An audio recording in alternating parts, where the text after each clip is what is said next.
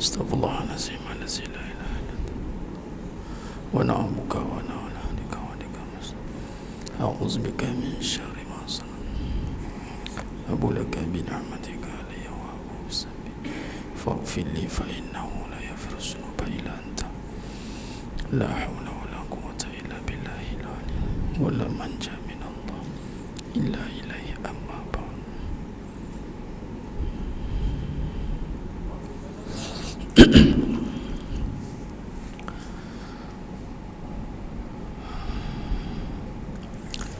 Assalamualaikum warahmatullahi wabarakatuh. Bismillahirrahmanirrahim.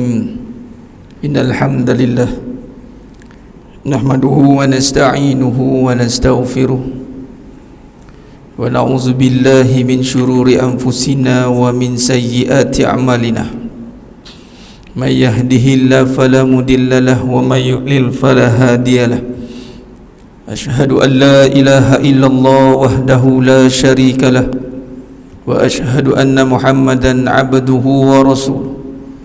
Allahumma salli ala Muhammad wa ala ali Muhammad. Rabbi yassir wa la tu'assir bi tanbin bil khair. Rabbi shrah li sadri wa yassir li amri wahlul 'uqdatam min lisani yafqahu qawli. Allahumma aftah alaina hikmataka wa anshur alaina min khazaini rahmatika ya arhamar rahimin. Wallahu allazi la ilaha illa huwa alimul ghaibi wa syahadah wa rahmanur rahim.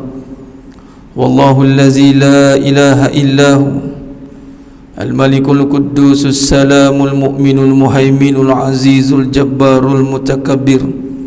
Subhanallahi amma yusyrikun.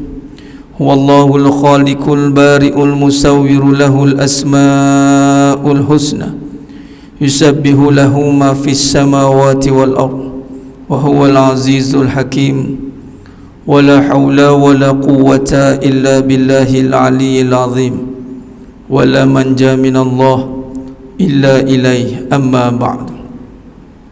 Ayyuhal mu'minun ittaqullah usikum wa iyaya bittaqullah faqad fazal muttaqun. Sidang jemaah yang muliakan Allah Subhanahu wa taala, para tetamu-tetamu Allah yang dijemput khas hadir pada malam ini dan malam-malam yang sebelumnya juga dengan satu niat dan tujuan untuk mengimarahkan rumah Allah.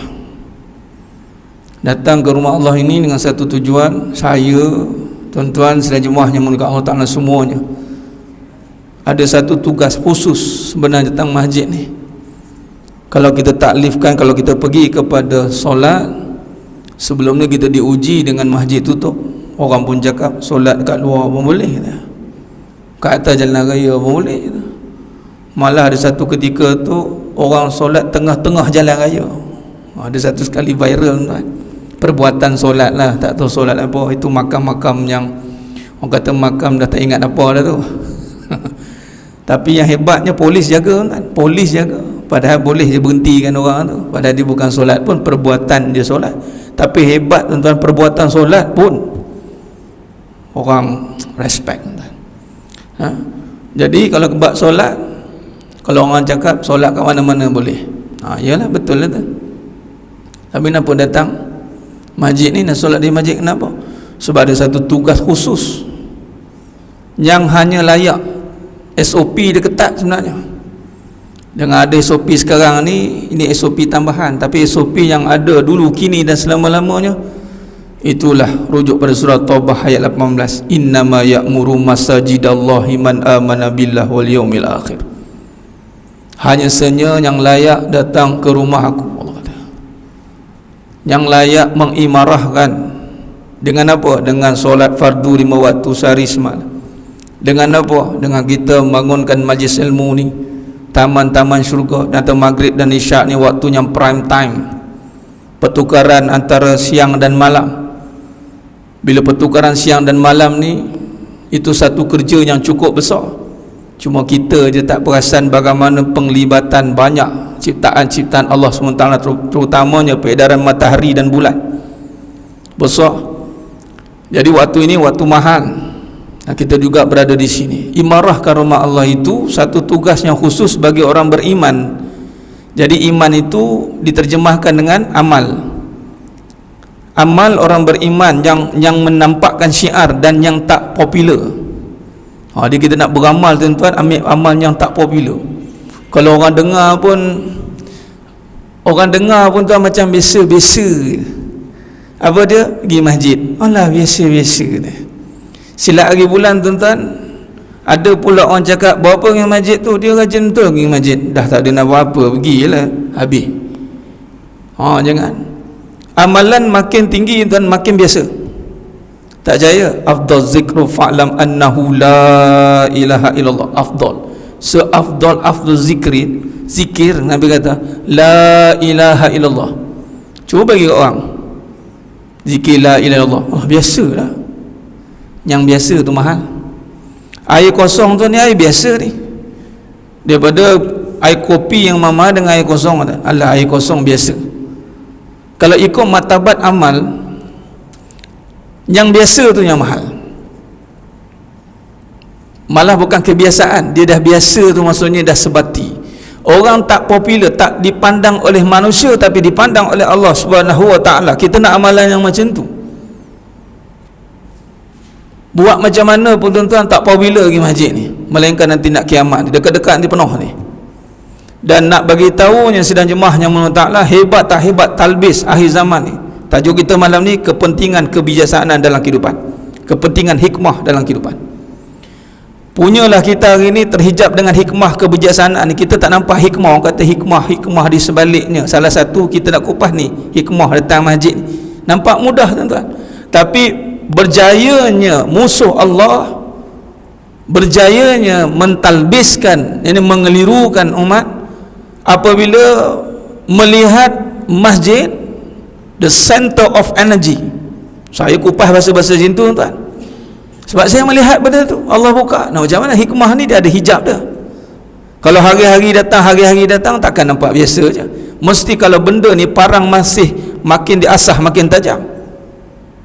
Dan pula kalau ikutkan, ini pilihan pertama saja, first choice ni. Datang masjid ni first choice. Ada kerja lain, ada yang lain tu part time. Untuk melayan tuan-tuan semua ni yang dimuliakan Allah Ta'ala, sebagai satu kemuliaan bagi saya. Sebab tuan-tuan semua tetamu Allah.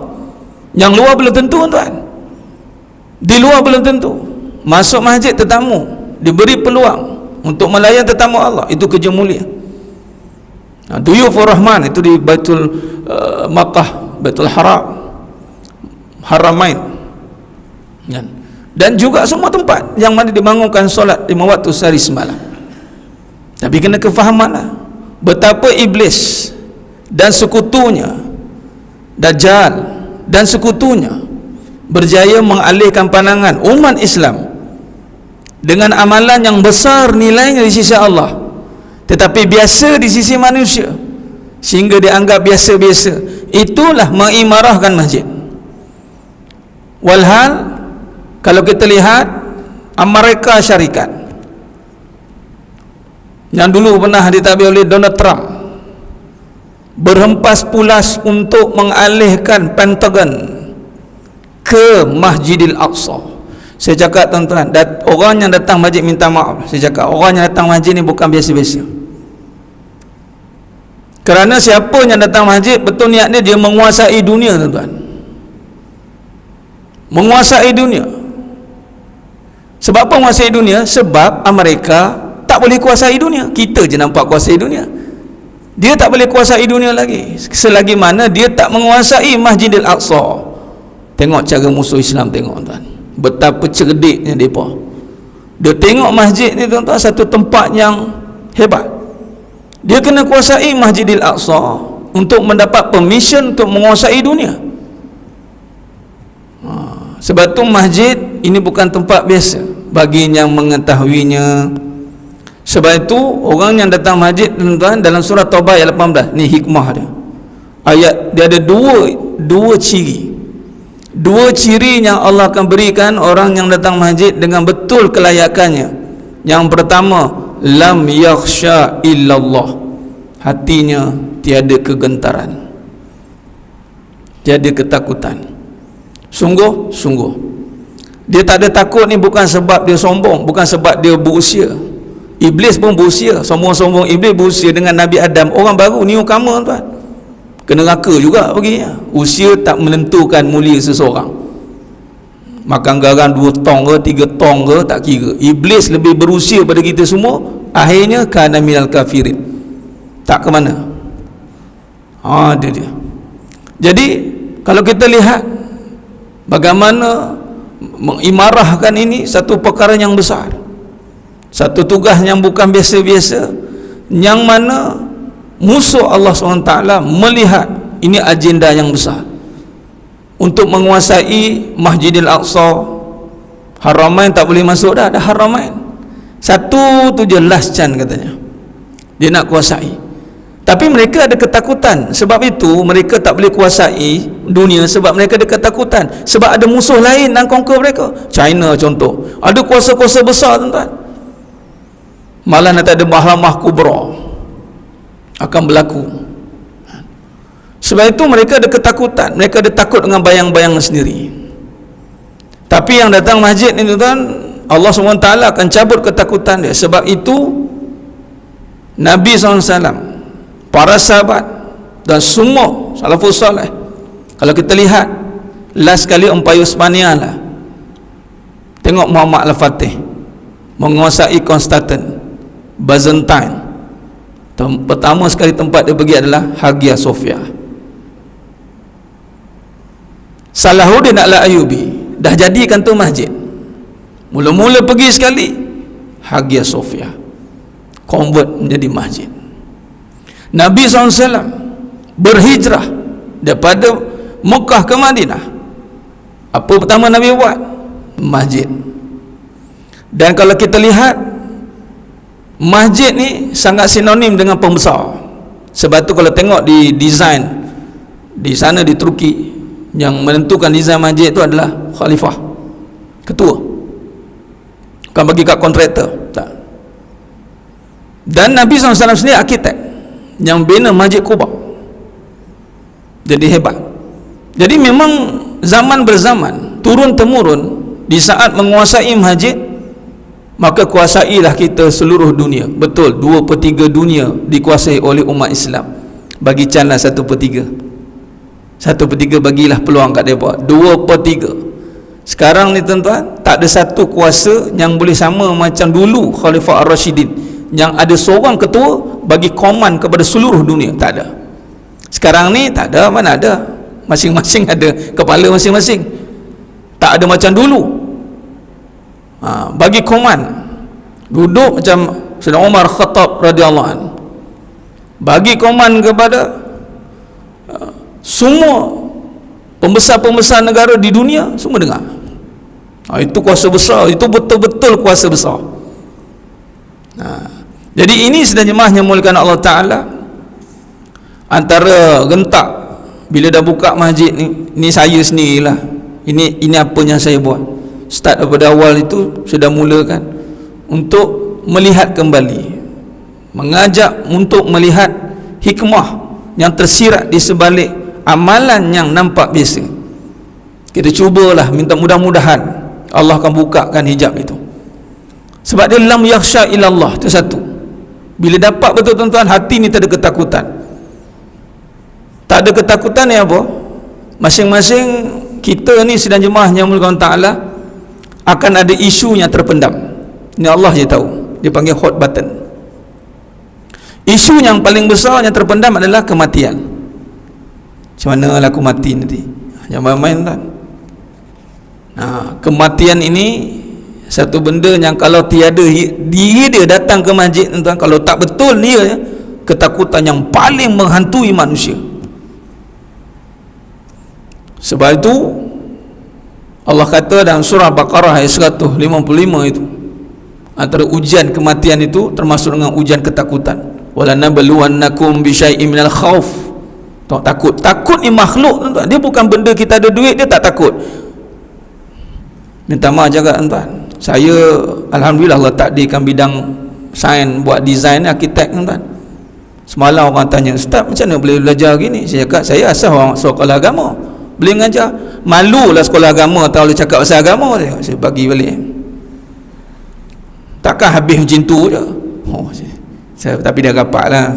Sambung. Ya, saya sambung lah. Kos 4 kos yang paling kritikal: arkitek, accountant, lawyer, doktor. Ini kalau dapat berkembang kepak kan. Kawan-kawan saya semua AR lah. AR, dia AR, SR. Nampak? Tapi alhamdulillah berkat, sebab satu-satunya pelajar yang tersesat sekolah agama yang sesat masuk architecture saya waktu tu. Allah lorongkan jumpa dengan YM Raja Azman, Yang Mulia Raja Azman, guru saya.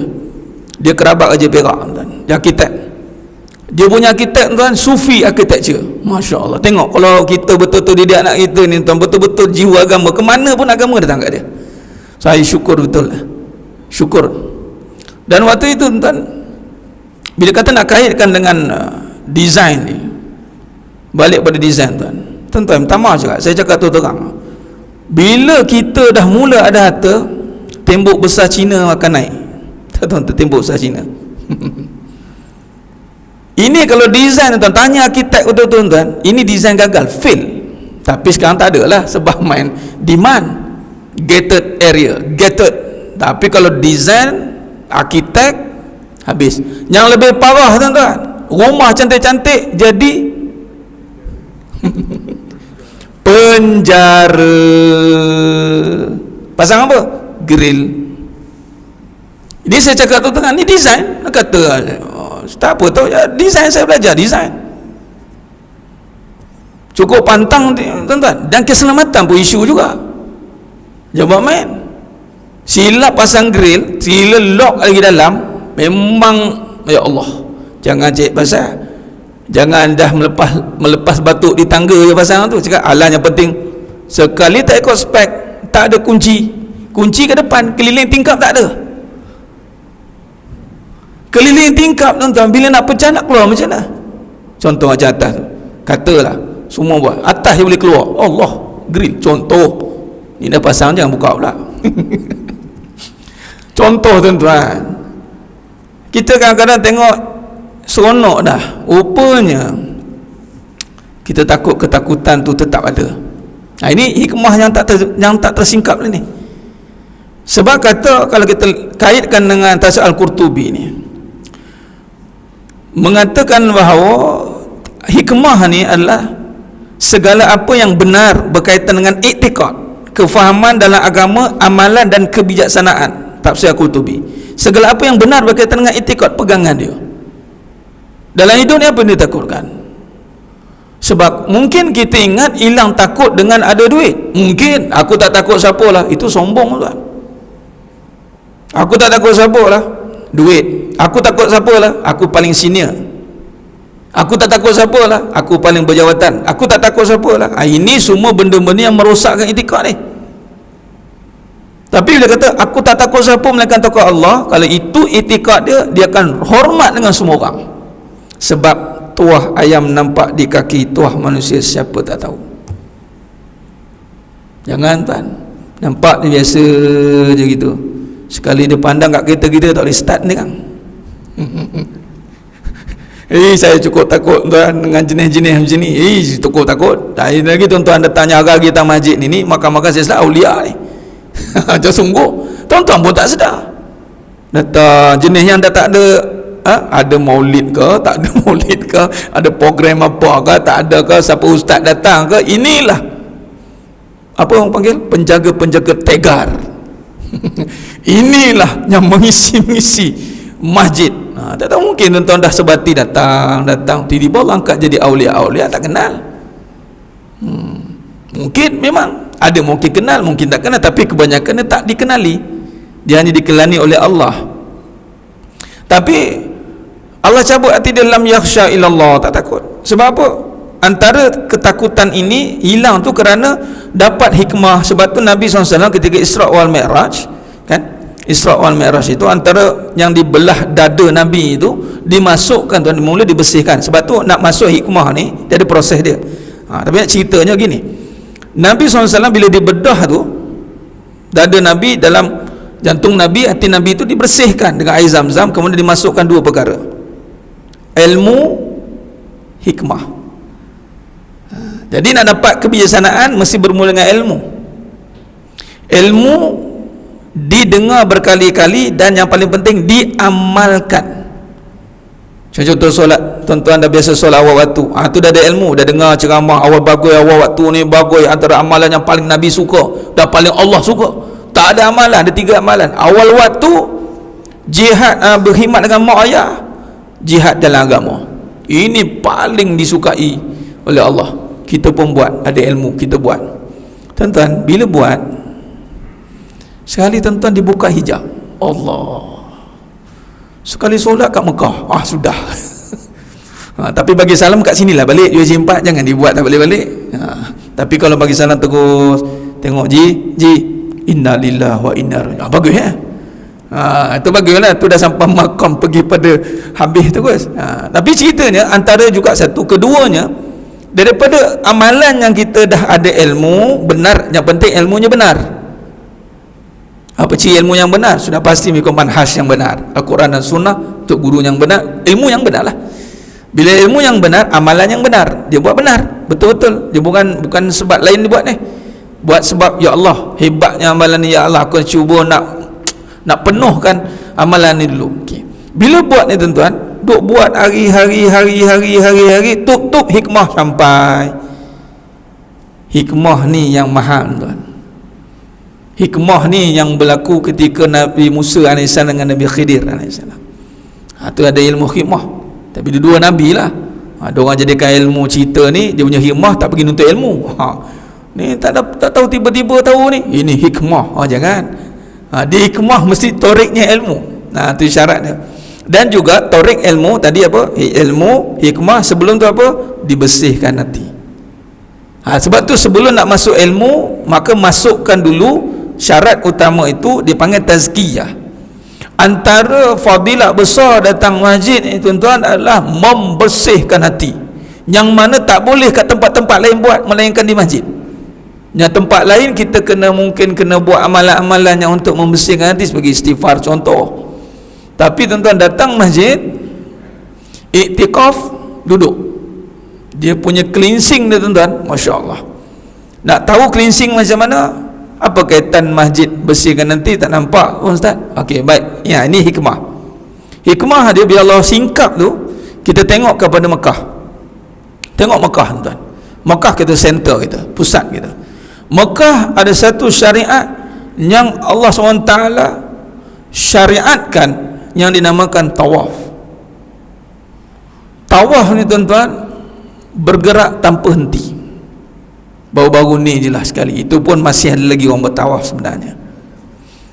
Tawaf itu pusingan arah lawan jam. Cuba tengok tuan-tuan, tengok mesin basuh dekat rumah masing-masing. Balik tengok mesin basuh tuan, basuh macam ni ke macam ni, pusing, keluar bersih tuan. Masya Allah. Allah SWT dia panggil lumrah dan fitrah. Lumrah dan fitrah ni dua benda beza. Lumrah ni kebiasaan adat, fitrah yang merujuk pada Allah SWT. Digabungkan adat membersih ini adalah dengan pusingan adat lumrahnya, dan fitrahnya akan suci. Bukan saja bersih tuan-tuan. Kalau tengok kepada penjanaan, mungkin di sini tuan-tuan ada yang engineer ke. Saya itu hari sempat masuk dekat penjanaan kuasa TNB dekat Bukit Jelutong yang jaga Selangor ni. Ada seorang jemaah itu engineer situ. Dia masuk dekat pusat dunia pencawang ni tuan.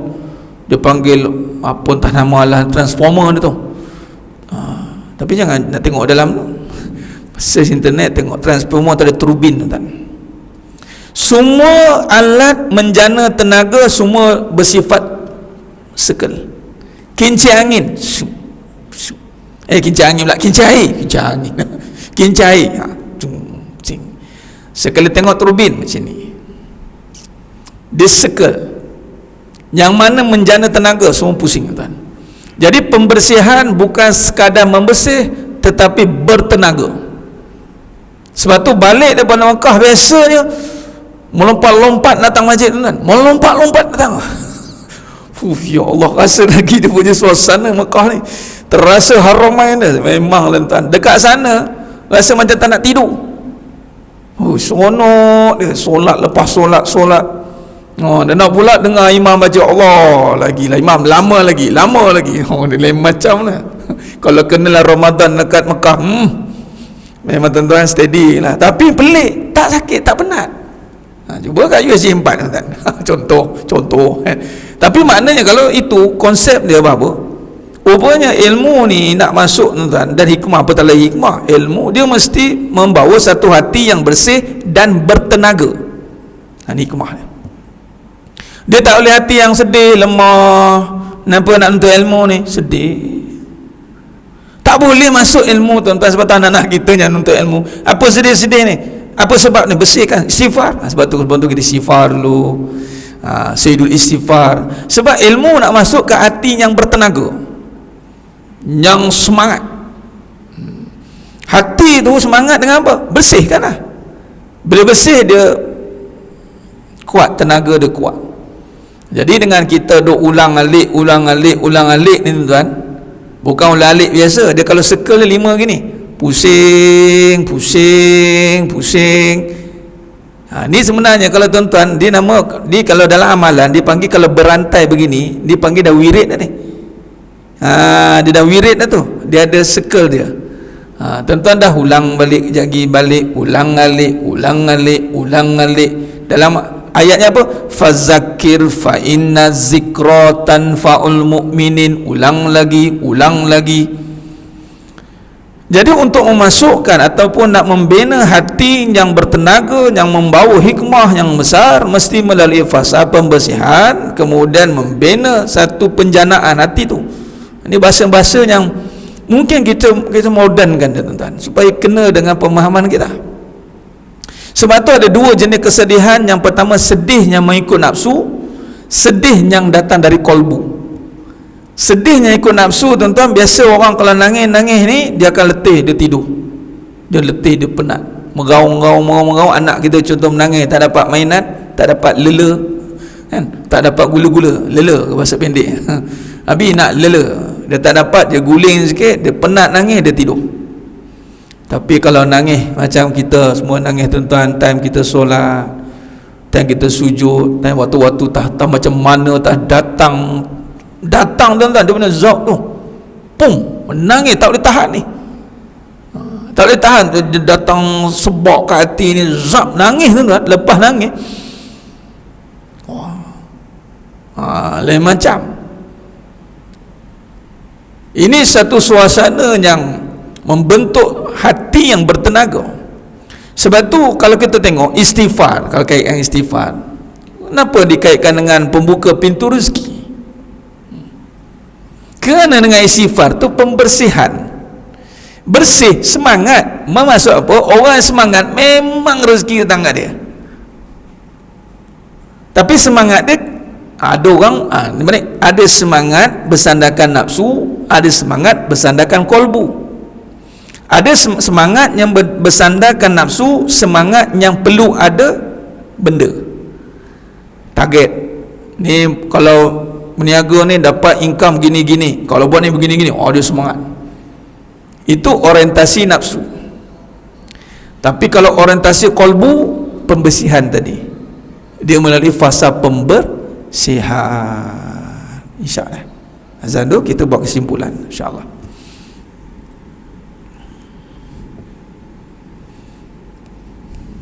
Allahumma salli ala Muhammad sallallahu alaihi wasallam.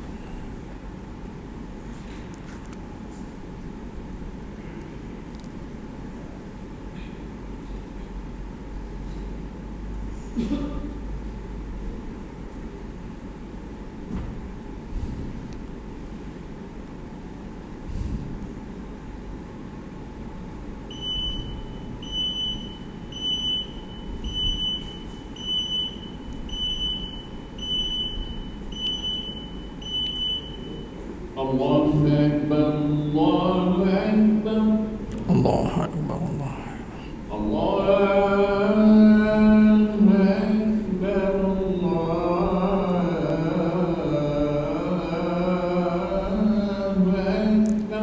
Allahu Akbar, Allah. Asyhadu an la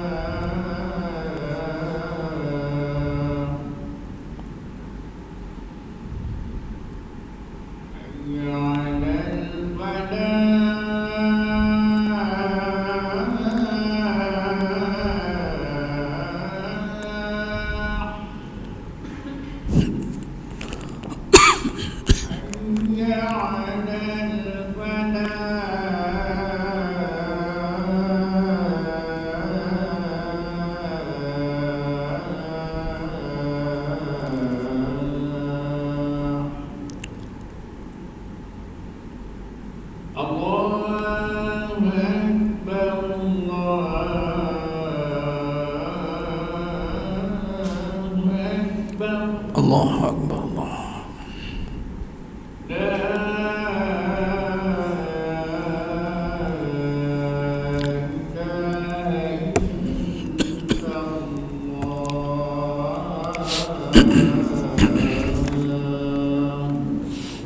Allahumma rabba siddawatina wassalatul qawm atisina Muhammad wa ba'usna qawman mamad innaka la tughfir. Allahumma salli ala Muhammad wa ala ali Muhammad. Sidang jemaah yang muliakan Allah SWT. Khair. Baik. Jadi kesimpulan yang kita boleh buat pada malam yang penuh barakah ni, kita sudah melihat betapa pentingnya untuk kita menggali ataupun mendalami tentang kebijaksanaan atau hikmah. Biasa kita guna perkataan hikmah dalam kehidupan. Sebab apa? Bila kita berjaya merungkai hikmah itu, maka kita akan lebih menikmati kelazatan dalam amalan itu. Mungkin kita sudah ada ilmu dia, mungkin kita sudah ada amalan dia, tapi tidak sampai kepada hikmahnya, maka kemungkinan amalan itu menjadi tawar kembali. Hati-hati. Dan kemungkinan apabila hikmah itu tak sampai, kemungkinan besar ilmu pun tak sampai. Kemungkinan. Sebab apabila kombinasi yang tepat, ilmu yang benar, amalan yang benar, sudah pasti akan didorong dengan hikmah yang benar. Jadi bagaimana ilmu, amal, hikmah itu terbentuk? Dengan tadi, bermulanya dengan tazkiyah, penyucian hati. Jadi penyucian hati ini sangat-sangat dituntut, sebab dia membawa kepada perkara yang pokok kepada segala amalan. Penyucian ni kalau dalam bab fikih ni panggil taharah. Suci itu menjadi asas. Bersuci pertama sekali kalau dapat fikir fardu ain belajar tentang bersuci. Sebab tak bersuci tuan-tuan tak terangkat amalan. Dalam sah batal tak sah solat. Khair. Katalah kita dah melepasi tahap itu, taharah kita dah faham dah. Baik. Maka seterusnya yang mesti kita lakukan dan ianya mesti berterusan itu adalah penyucian hati. Dan penyucian hati ini perlu dalam keadaan yang berterusan. Kerana apa? Untuk mendapatkan kenikmatan. Sebab apa? Bila hikmah sampai pada seseorang itu, maka tersingkaplah kelazatan di dalam amalan. Macam tadilah, bila kata hikmah terbuka tentang, dia boleh nampak kefahaman. Oh, macam ni amalan ni. Dia tak tinggal. Dia tak tinggal kan? Sebab tu dalam Islam itu sangat dituntut untuk yatafakkarun, fikir, supaya kita tidak menerima sesuatu itu bulat-bulat dan akhirnya bila tak dapat hikmah, kita tinggal. Contoh, ambil apple ni, ambil ini apple, apple ni sedap, ya, pegang apple ni, pegang, makan tidak. Hati-hati. Sedangkan bila dia makan, sedap apple ni, hikmah tu dia pergi kepada merasakan. Dia dah pegang-pegang dah potong-potong dah, makan tidak. Dia ibarat, kata guru saya, ibarat dia apa? Ibarat kerengga mengurung buah. Kerengga yang atas sifat dia mengurung dia buahnya, tapi dia tak makan-makan buah, tuan-tuan. Lalu sekali siapa makan? Burung makan, tup habis. Kita dah hurung dah amalan solat ni, kita hurung dah, tuan. Alangkah ruginya kita tak menyelami hikmahnya. Iman, kita semua ada iman, tuan-tuan. Masya Allah, tabarakallah, alhamdulillah, ini satu nikmat yang besar. Tapi kita tidak menyelami hikmah iman. Dia panggil, apa kesan dia, betapa besarnya iman ini, sehingga dia boleh menghilangkan seluruh ketakutan. Iman ni, tuan-tuan, hilangkan takut kepada makhluk. Masya Allah. Yang tersembunyilah takut yang di dalam, yang di luar tu takut jali yang adat. Itu kalau boleh hilang tu maka aulia lah, tuan. Tiba-tiba ada harimau kat luar tu, dia tengok macam kucing, hebat lah. Kalau tengok harimau kat luar takut tu, itu adat. Tak apa, ni tak ada benda pun, kerana ditakut-takutkan dengan masa depan, takut-takutkan dengan kesihatan, takut-takutkan dengan jaminan, takut-takutkan dengan rezeki.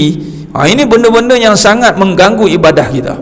Tapi bila iman tu berjaya diselami hikmahnya, kita beribadah dengan penuh keyakinan, yakin Allah Ta'ala menjamin semuanya. Kita buat ikut saja SOP yang telah ditetapkan oleh agama, dan kita bersedia untuk menerima apa yang telah ditentukan oleh Allah SWT.